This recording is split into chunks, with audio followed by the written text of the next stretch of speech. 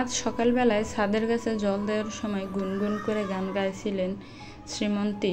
হঠাৎ দেখলেন গেট খুলে তার মেয়ে শ্রেয়া হনহন করে বাড়িতে ঢুকলো, সাথে বড় বড় দুটো ব্যাগ। মুখ বাদ, বুঝলেন কোনো ঝামেলার আভাস। বিয়ে হয়েছে সবে 7 মাস, এর মধ্যে কি এমন হলো যে? যাই হোক, শ্রীমন্তী তাড়াতাড়ি নিচে নেমে এলো।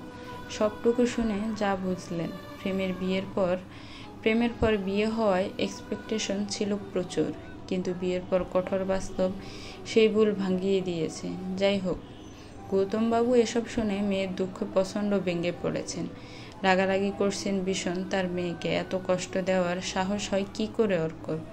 একমাত্র মেয়ে শ্রেয়া অনেক আদরে বড় করেছেন তাকে। স্বভাবতই গৌতমবাবু ক্ষুব্ধ। শ্রীমন্তী চা করে এনে কাপটা টেবিলে রাখলো। গৌতমবাবু বললেন, তুমি কিছু বলছো না যে? শ্রীমন্তী সোফায় বসে বলল, 30 বছর আগের আর এখন বাড়িঘর সাজ পোশাক সব পাল্টালেও মানসিকতা সবার একই আছে, তা মোটেও পাল্টায়নি, সেটাই বুঝলাম। বিয়ের পর রাতে ঘরে দরজা বন্ধ বাদে তোমার সাথে ঠিক করে কথা পর্যন্ত বলতে পারতাম না, কারণ তোমার মা কি ভাববে।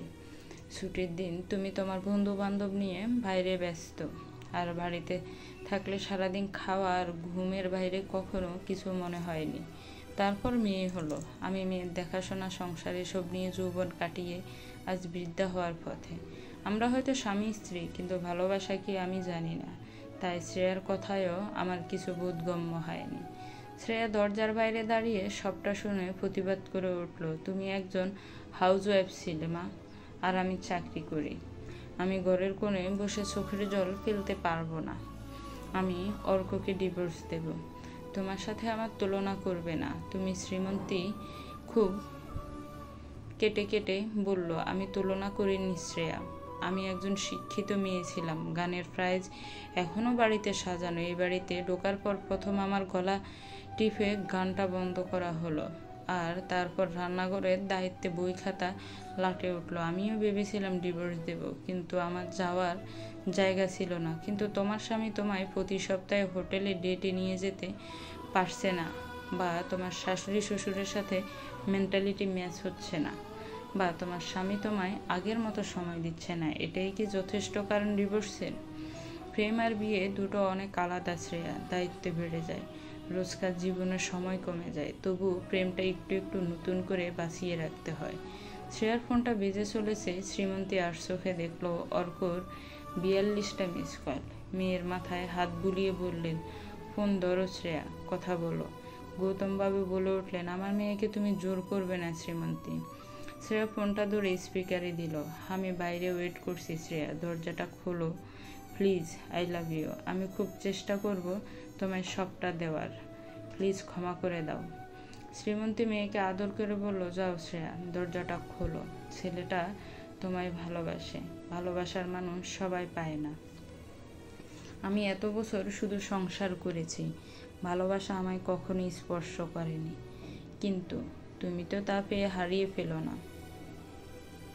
শ্রেয়া আর অর্ক ঘরে কথা বলছে, ওদের মান অভিমান মিটুক। শ্রীমন্তী আজ চিকেন রান্না করছে, অর্ক খুব ভালোবাসে, দুপুরে খেয়ে যাবে ছেলেটা।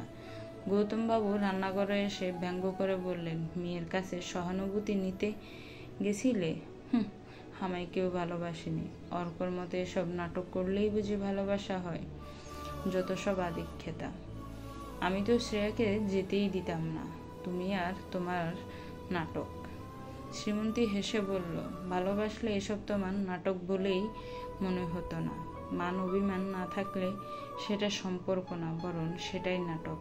ভালোবাসি সেটা না বললেও তার দৈনন্দিন ব্যবহারেই তা বোঝা যায়। বলে এগিয়ে গিয়ে আবার এসে আস্তে করে বলল, তুমি যেমন এখনো শ্রেয়া নামটা বাঁচিয়ে রেখেছো আমাদের মাঝে, এটাই ভালোবাসা।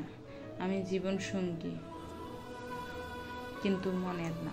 গৌতমবাবু স্তব্ধ হয়ে দাঁড়িয়ে রইলেন। এত বছর সবটা জেনেও শ্রীমন্তী স্ত্রীর ভূমিকা এত ভালো অভিনয় করেছেন যে গৌতমবাবুর অভিনয় যে শ্রীমন্তী জেনে গেছেন সেটাই বুঝতে দেয়নি। হেরে গেছেন গৌতমবাবু। শ্রীমন্তীর মনে যে তার কোনো জায়গা নেই। ডিভোর্স কি শুধু কাগজে হয়? মনের বিচ্ছেদ কি ডিভোর্স নয়?